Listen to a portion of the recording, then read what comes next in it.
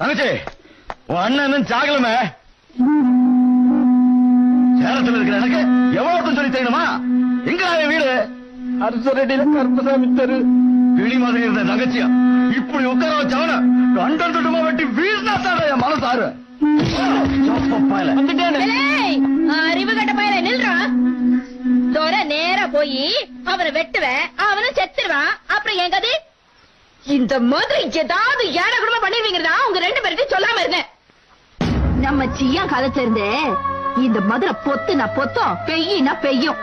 இந்த பரம்பரையில பிறந்த என்னையவே ஒரு பைய சேலை உருவிட்டாயின்னு மதுரை முழுக்க பேசிக்கிருக்கு. என் மேல கைய வச்சவனையே கல்யாணம் செஞ்சுக்கிட்டான்னு வையே, உறவுனவனே கல்யாணம் முடிச்சுட்டா இந்த கெட்டிக்காரி ஈஸ்வரின்னு ஊரே பேசும்டா. ஏல சின்னவன எதுக்கு இப்படி பாக்குற? இழுத்தவன் ஒண்ணு சொங்கி பயல், அவன் ஆம்பளை சிங்கம்ல.